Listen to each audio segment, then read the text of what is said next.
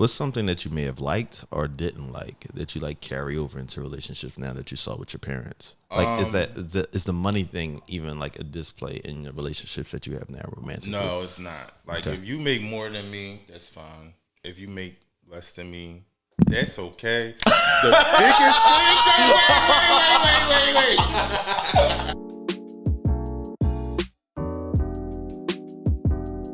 Hey everybody, it's your girl E. And this is your guy JR. And this is For all the adults. Hey, welcome to the adults tables, where we sit at the adult table, have conversations that change the narrative and inspire change. Without tearing each other down, but lifting each other up. Yes, and yes. This is episode 8. Yo, Kobe, Kobe, yo, man, yo, R.I.P. Mamba mentality, yo. Today is a very special day. We signed our first guest to a 10-day contract. Yo, a 10-day contract. We got him for 10 episodes. 10 episodes. Cash the check. Yo, and let's go. I would like to present my line brother. Hey. 06. My best friend. Ooh. My homie, my best friend, my brother, my frat brother, the doctor, as we know, the good doctor, Kenneth Cam Glover. Damn, Applause. my whole government, but I'll take that. Be the best man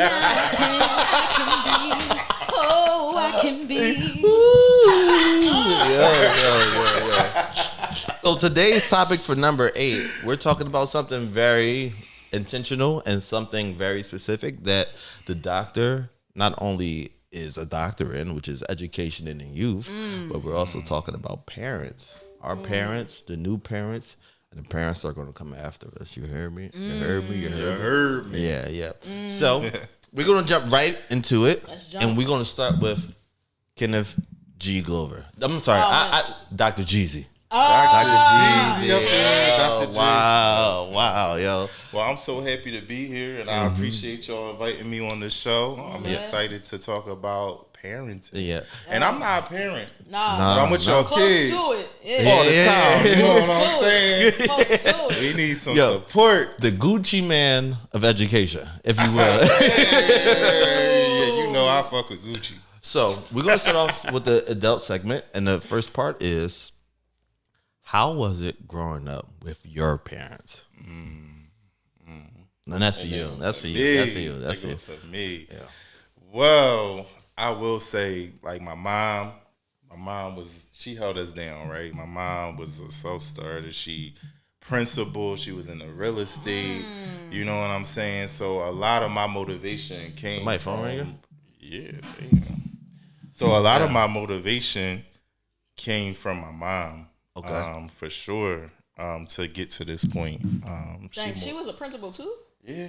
Wow. She was a principal. So that was God. inspiring, right? Yo, God's plan. Yo, that's God's plan. crazy. For real. So, like, I was definitely highly inspired by my mom. So what was it like growing up with her? What you Like in her household? In her household. Oh, she was loving, nurturing. Like, you know, me and my mom are close. Like, You told me everything and everything you always keep it inside. Okay, so all right. So your mom is married to your dad. yeah. What was the Your relationship? mom was. Yo, how was that? I mean, so I did grow up in a 2-parent household. Yo, good for you, man. Good for you. Yo, black love, but yo, then black at love. the same time, I feel like I still went through my different things with my dad, right? So my dad was the opposite. My dad didn't go to college. My dad was a hard worker, definitely was a hard worker. But again, very, very, I hate this word. I really, really hate this word. I hate the word hyper masculine, but that describes my dad. It really describes my dad. Love my dad to death, but verbal abuse is real. You know what I'm saying? It's real, especially with your son, right? And then also when you think about the aspect of competing against your child. That's so when interesting. I rose to this level of becoming a doctor, you know, you get, oh, you a fake doctor. You the medical doctor, right? Right? So, like, you just get this whole different dynamic. So, I mean, you know, being raised in a 2-parent household, okay. But what were the dynamics of the household? You know what I'm saying? So, you got to dive deep into that. So, yeah, my dad was there. And I know deep down my dad loves me, but it was always that tug of war. Was you like the oldest boy or the I'm an only only boy, oldest. Okay. You know what I'm saying? You have a sister. And I have a sister, Okay. younger sister. So that's how it was. That's interesting because I think that dynamic between father and son usually starts to like that's because when I hear you say like competing, like I never experienced competing with my mom because I'm a girl, but I've heard that whole like male son father like thing that happens when like especially like when the son when y'all get a certain age y'all like wanna, that adolescent period. like y'all wanna buck up against y'all pops, like that's interesting. No, I never had that. I don't really feel like it was bucking up. I just feel like at the end of the day, you're not going. It's only so much I'm going to see and tolerate because I feel like I protect my mom and my sister. Okay. But that testosterone is not a game. You got So with your mom being a principal and your dad not even going to school, like how was their dynamic in the household? A lot of times I feel like as black men, we feel like we have to show up, right? So we have to be, especially back in the day, we have to be the breadwinner. We gotta protect our family. You know, we're the protectors, right? Right, yeah. Providers. So they're providers. So like, you know, having my mom make a significantly more than my dad. Oh, that was a problem? Was a problem. It showed up in other areas, you know what I'm saying? Because, you know... so was it more your dad's problem and less of your mom's? I think so. I believe so. But you know what? I think that he, you know, to give him some grace, you know, I feel like he experienced, you know, different things with his mental health. And now that's why I'm such an advocate for black males to go to therapy, please. Go to therapy. Yeah. I go to therapy all the time and, you know, understanding the dynamics, you know, of what he's going through and what he's been going through, the trauma that he's went through as a child. I get it, right? But during that day, like mental health was taboo. Like I was like, I'm not going to no shrink. Yeah, I'm cool. I'm a man. I gotta deal with all that. But it's like, yo, like you gotta just like you take care of your physical health, which you didn't. But just like you take care of your physical, you gotta take care of your mental. It's important. You know what I'm saying? And yeah.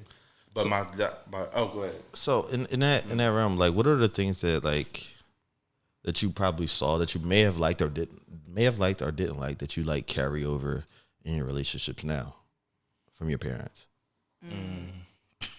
Yeah, that was. I gotta think about that one.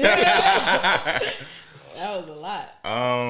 You said, say it one more time. What's something that you may have liked or didn't like that you like carry over into relationships now that you saw with your parents? Like, is the money thing even like a display in the relationships that you have now romantically? No, it's not. Like, if you make more than me, that's fine. If you make less than me, that's okay. The biggest thing. Wait. The biggest thing, though, about that is like, at the end of the day, if I want to go somewhere, I like to travel. It's lifestyle. It's lifestyle. Like, I just went to St. Martin for my birthday. Humble flex. Wow. Let me humble. I gotta humble myself. Okay. But no, I went to St. Martin for my birthday. I just wanted to do something for my 35th. It was very low key, very last minute. That's low key, like going to St. Martin's. But I'm saying like I didn't really post like that. But my thing is, I saw your post though. But I was on my story. I didn't a little bit. But I feel like at the end of the day, I'm just like, you know, I I just needed that for myself, but I planned that within 2 weeks. So that you did. Somebody with me, right? Like last minute trip to St. Martin's. You gotta be ready. Oh man, you gotta be ready. Like, cause I'm not gonna always be like, oh, I got you. Come on, like.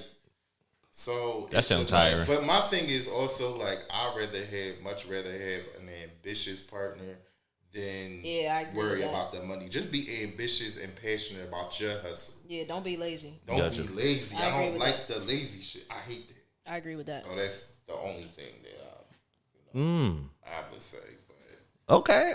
Ooh, yo, Dr. G, Dr. G. What about your lifestyle, E? Hey, yo, E just said some fly shit. Yeah. E said some fly shit recently, and it was the craziest bar. He said, you can't spell, what was it? You can't spell elevate without E. You can't say for real, everything begins with E. Yo, everything begins with E. It's the craziest. Yo, like every kiss begins with K. Yo, everything begins with E. Yo, that's the English language right there. Like, I didn't do it. I didn't do it. God did. No, I ain't do it. So how was it growing up with your parents? For me, growing up with my parents, so I come from a co-parent household because I don't like to say single parent, but I lived with my mom, but my dad lived like 10 minutes away. Like it wasn't driving or walking. Driving, like maybe 5-10 minutes away, like driving. Okay. Like it wasn't nothing. Like we was all in the same neighborhood. My dad picked me up right around the corner. Day. Yeah, it was basically like right around the corner. He picked me up every day from school. Like I saw my dad every day. We went on vacation. Like it was nothing. So that was great. I think that I grew up as an only child though, so that's a little different. So I had to play by myself. You know what I'm saying? Yeah, no Diddy.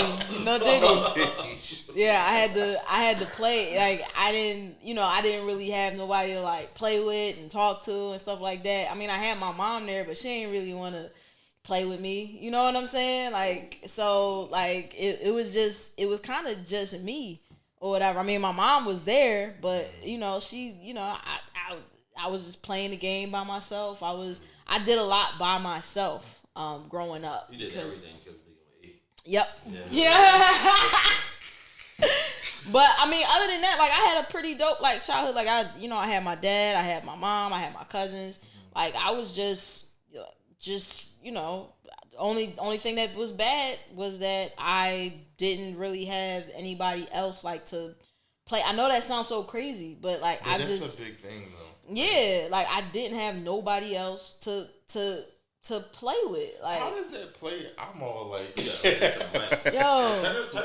No, I'm just going like, but how does that play? I'm curious as an educator, but how does that play out in your my adult life? Like yeah, I do a lot of shit by myself. Wow. Yeah, like I do, and I'm comfortable with that. Like I'm comfortable with that. I'm so used to having. If I didn't have my sister, like I had so many friends growing up. Like my block was lit growing up. Yeah. I had a good childhood. I did. Like my block was lit, so I'm so used to being around people, and I'm just starting to get to the point now. Like I'm single in these streets.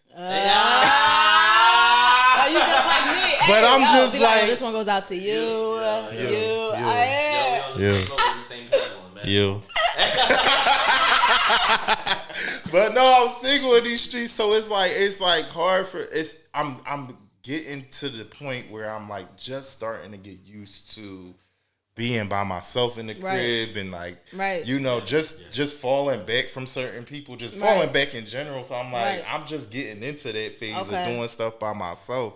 So I was just like I would just wonder how. Yeah, no, like that's literally what I do. Like it's harder for me to do stuff with people sometimes because like but even though I yearn for it though, like I can't even lie, like I yearn for it sometimes. Like I had like a breakdown.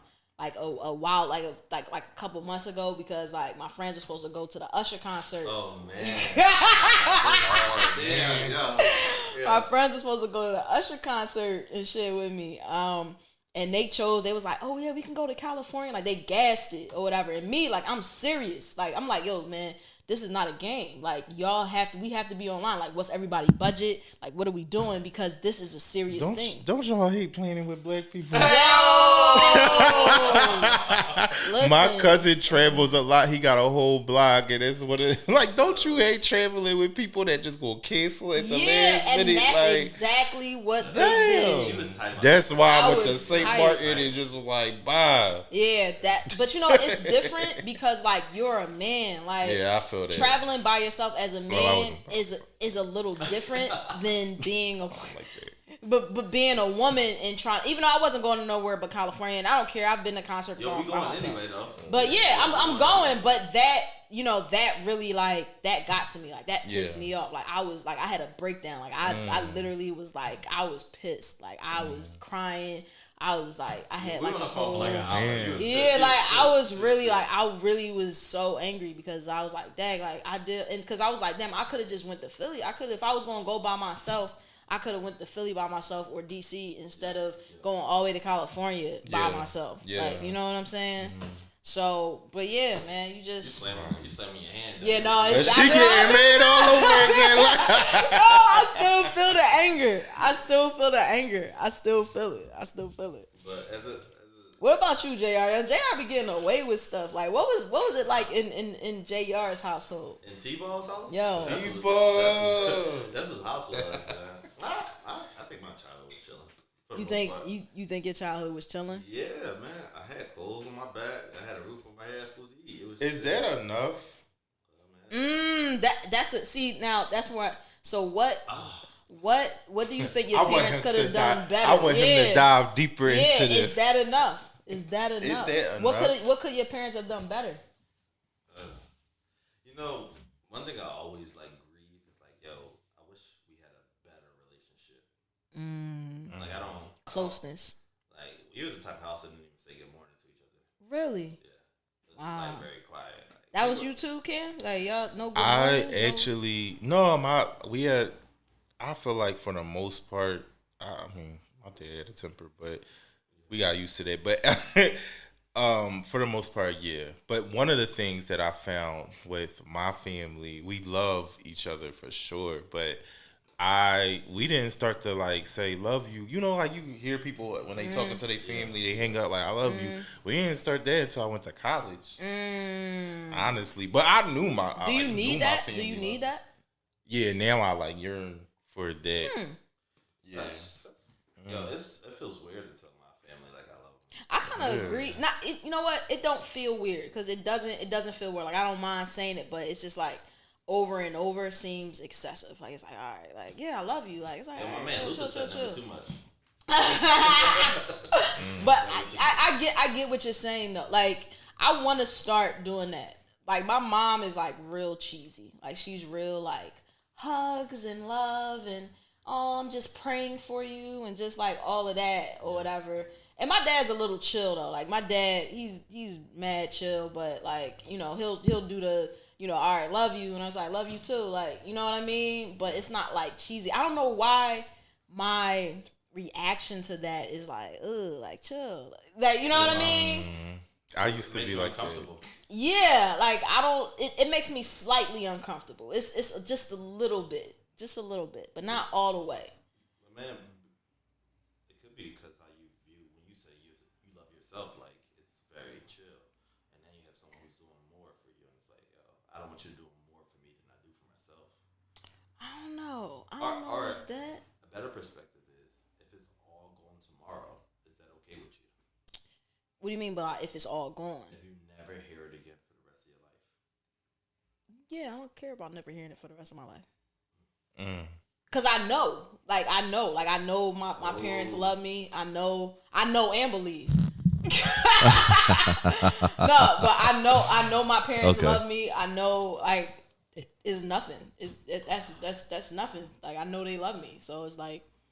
I mean, I always thinking about it like life. Like either you get the most out of it that you can, or you get the least out of it that you can. I want to get the most. I want to get all the cheesy shit. I want to get all the drama. I want to get everything that I can get out of it because this is all I have right now. Right. And that's That's so deep because I just saw something on Instagram and she was just like the average life expectancy right now is 70. So she was like, if you 35, you halfway there.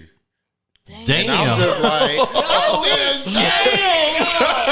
I'm halfway I there. said, damn. Living on a prayer. Yo, living on a prayer. You know what that means? Like, yo, you got more behind you than you do in front of you. Hell yeah. But technically, right now, if you're 35, it breaks even. Oh, it breaks even. All right. Yeah. But if you reflect on the 35 years, right, it seemed like it went like that. It did. So I'm just like, 35. damn, like how much I will not waste no more time.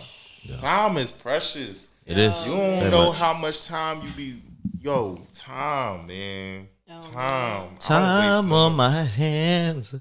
Since you been away, girl, I ain't. Yo, that's my jam right there. Man. So I'm going. Damn. So, E, in your co-parenting, what's something your parents could have done better for you? Something that they could have did better? Yeah. Probably.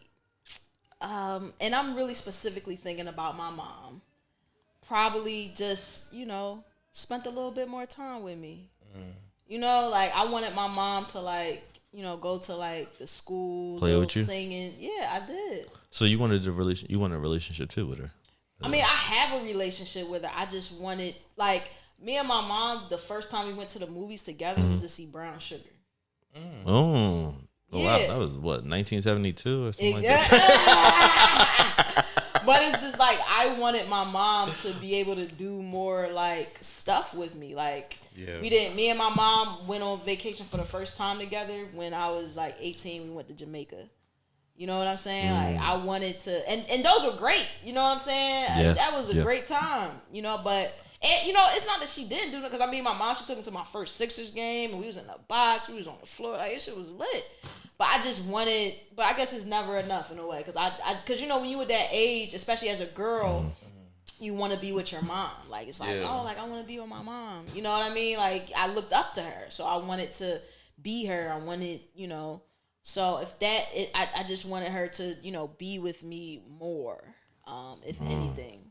Yo, your parents that was an adult moment. Yeah, no, if that's one thing, is just, and that's what I think is probably missing from today. I think parents aren't with their kids as they should, and you probably know that as an educator. I feel like it's a mission just to get parents in for a meeting. If your child was wilding today, I need you to come in the next day. That's a rarity, right? Yeah, and it's it's even hard to just get them in or find a working number sometimes. You know oh what wow! I'm saying? So it's just that crazy. Yeah, you'll have 5 numbers in the system, and you calling every one, and none of them work. You know what I'm saying? Yeah. So it's been times we had to do home visits just to get in touch with the family. You know what I'm saying? Right. So how is that when you do home visits? Number one, how does that make you feel? And what is your experience doing that? The times I made home visits, I try not to be invasive because it's you knocking on somebody's door. Yeah. You actually had to do the home visit. Oh yeah, I've done. No, Kim got some stuff. Yo, Kim got some stuff. That's when we might need another episode. But no facts. I like that. Yeah. But yeah, I definitely did home visits. And I feel I try not to be invasive because you come to somebody's house. Yeah. And then Philly is crazy right now. Let's just keep it real. So as you come into somebody's house, knocking on their door, they don't know who you are. It's a chance that you take, right? Yeah. But you just gotta be passionate about this work. You cannot be an educator and not be passionate about it. It ain't even worth it if you're not passionate about it. Yeah, you got to be. Yeah, so it's I made visits, but Yo, JR, you want to go to adult topics? Yeah, we could go. I think we should switch to go straight to there because I like where Cam was going. Let's go. I like where Cam was going. I like where Cam was going. So, one thing that they talking about now is all year round school with these kids. What is your perspective on all year round school for these kids? So I've been talking about this with colleagues a lot. For me, it's just one of her her goals is just looking into students in attendance, right? Okay. My biggest thing is like if they're not coming to school like now, what makes us think that they're going to come in the summer? Yeah. And really, honestly, when any educator knows, if you're an educator out there, you know, during May, it's over. Kids stop coming. Yeah. Kids not coming to school when the weather start breaking. That's when you start getting your fights. That's when kids start being. And then the parents not making them, because I had parents that was making me come to school. Yeah, you know what I'm saying? But a lot of these kids don't have that. I wish I would skip school. Yeah, like, and my parents actually know about it, right? Yeah, because I did. But but I'm just like, but these kids skip school and they be walking around the buildings, don't want to go to so it's different, but it's a different day. But I just feel like, it has to be more accountability on the parent. When do educators get to say, all right, I did all I could do. Like, we wear so many hats every day. I can't come to your house and force your kid out of bed, like to get dressed and come to school. You can't raise a child. You can't raise them. I think that's what it comes to sometimes. I think that's literally what parents like. But they shouldn't be. As educators, y'all shouldn't be raising these kids. No, absolutely it's just like, but it's part of the job, and I'm cool with that. But like, help me, nigga. Like, somebody help me. Like, I'm just like, it's crazy because my cousin from Portland, Oregon, she was here 2 weeks ago, right before we went on spring break, and as she was like, I want to come to work with you. I said, come to work with me. She came to work with me. And we did morning entry as the kids are coming in. I usually give them points, and they can use the points to go to our school store. Now, our school store is lit. Right. Okay. Like, we got bundles in our school store. Snacks. We got snacks. We got everything in our school. Yeah, that's a nice reward system. Like they can literally, it's like a poppy store. Like, they can get anything they want, so kids like it, right? And she's like, what are you giving them points for? I said, because they came to school on time. She was like, they get points for just coming to school? That's what they supposed to do. Yeah. But we got to motivate them. Yeah. You know what I'm saying? So at the end of the day, it's just like, yo, we need help. And I don't think all year round school is going to solve that. Let's like, when we think about truancy, are they really getting parents really getting locked up out here? No. Because I would think truancy is pretty lenient. Because back in the day, they wasn't playing it. Yeah. So let's hold parents accountable. And I understand inflation is real. Parents is working. Some parents are really trying hard. I've had grown men come in my office crying like I've done everything for my son. Like, one of my parents was like, he got a car in his driveway. I don't know why he is tripping in school. He got a car in his driveway and he just won't. You know what I'm saying? But I really there are parents out there that's really, really trying, but there has to be, these are your kids. They gotta be some type of. So what's the problem? Yeah, I want to ask that question. Like, this a huge disconnect happening? But like, it's a very big disconnect. So what is your theory about like what is the disconnect? There has to be more control over what our kids consume on a daily basis. What they see on a daily basis, what they're exposed to. It's no reason why on Eid there was a huge shooting. Like, most of those kids were from my school. I ain't put my school on blast, but most of them were from my school. And for me, it's just like, at the end of the day, there has, like, how does I think he was 15. Right. How does he get an AK? That's nobody watching. And then that's scary. Like, who's like how who's like watching?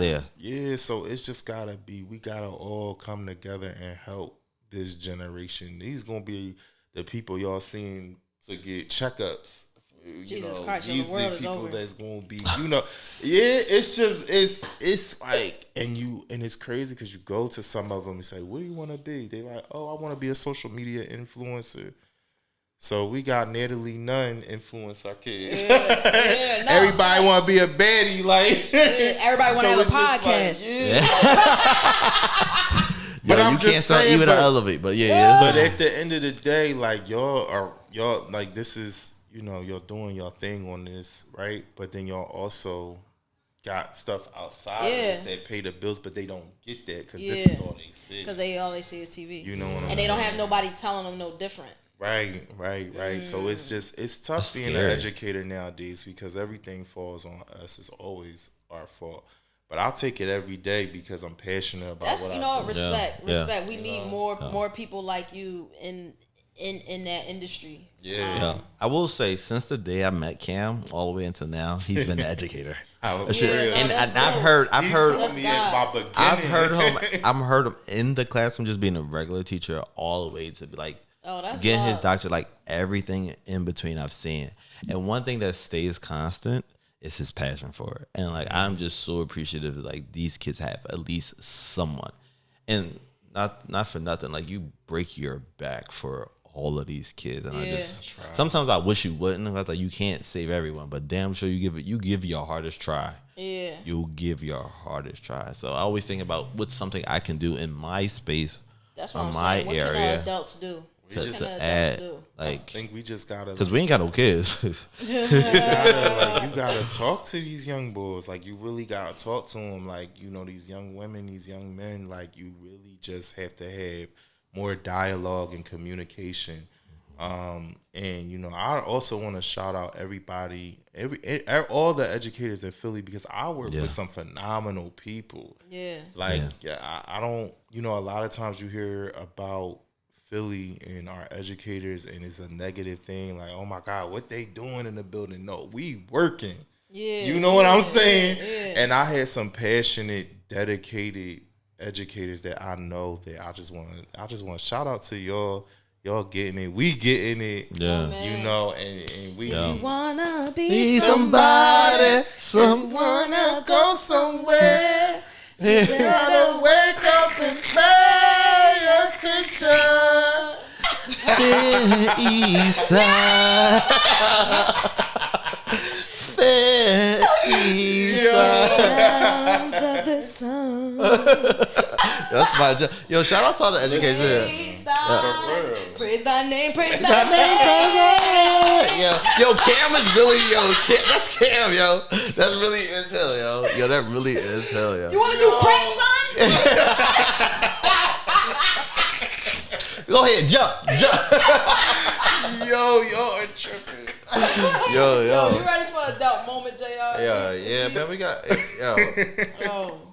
Yo, shout out to you, Ken. Before the Appreciate y'all. Before the adult moment, there's one thing I want to ask. Like, what's something that your parents were like, you see how people are blaming their parents a lot now, especially like people in our generation. That's all they do. Like, victims. The victim nation. The victim Olympics is crazy, bro. I cannot deal with it. But in your dissertation, like, I also, side note, people need to go look that thing up. That was a good dissertation, That was really like educational. Like he went from the bottom to from the top. Like that was like very educational. But in that same scenario and stuff like that, why do you feel like people in our generation are putting so much blame on their parents, especially as an adult, when it's our job to change our narrative and our perspective? Man, I just feel like, I talked about trauma in my dissertation. I talked about intergenerational trauma and how it's passed down from generation to generation, and it really biologically changes I read that. Through. So for me, it's just like we still enslaved in our own mind. You know what I'm saying? So again, seek therapy. Do what you got to do to get through the childhood traumas. Break those generational Break curses. the generational curses, the generational trauma. You have to. Wake up. God. But one of the things I will say is just like a lot of times, I mean, I know for me, my therapist told me it is hard to parent a parent, right? Like you really sitting here trying to do any and everything for your parents. Sometimes you got to do for yourself, and that is being more aware of your mental. I just think that's a big thing, and we gotta do what we gotta do. So, like, one thing that, like, I have a huge pet peeve with this. Like, me and E go back and forth about manifestation, right? E believes manifestation is a real thing. I know manifestation. E knows manifestation is a real thing. I think it is. I only believe it when it's something internal. I don't believe you can manifest something externally to happen. Like, I truly do not believe that. That's your limit.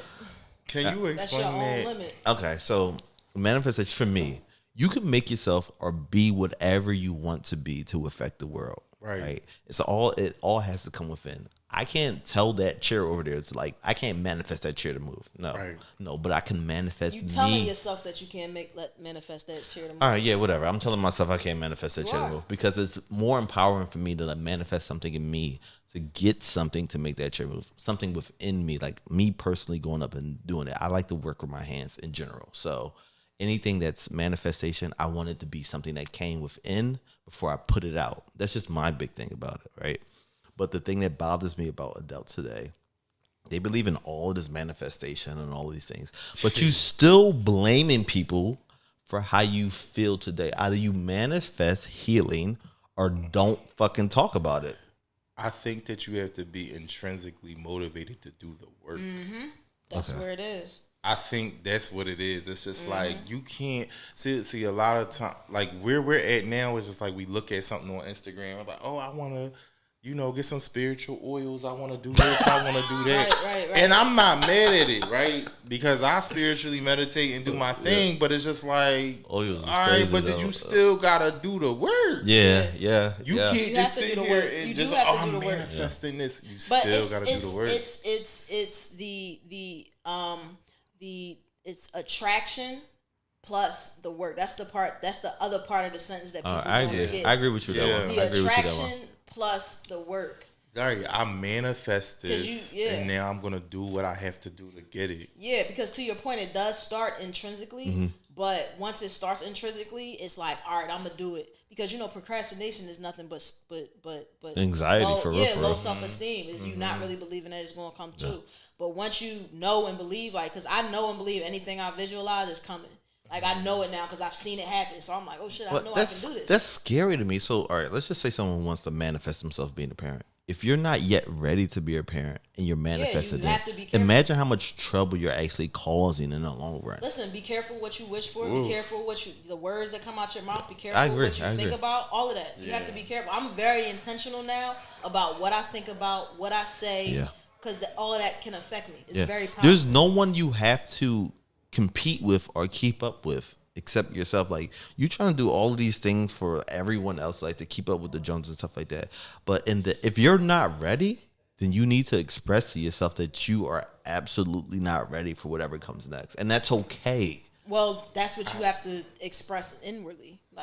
But your words and your thoughts is going to come true. Yeah, but it's like these kids today. Like they believe they're ready for it because they see it. Like it's the thing that they want, and that's scary. And it's the same for the adults. It's like I'm on Instagram. I see somebody with a happy family. They got a lot of. They appear to have. They got designer on. They got a nice house. They got this. And people are house poor.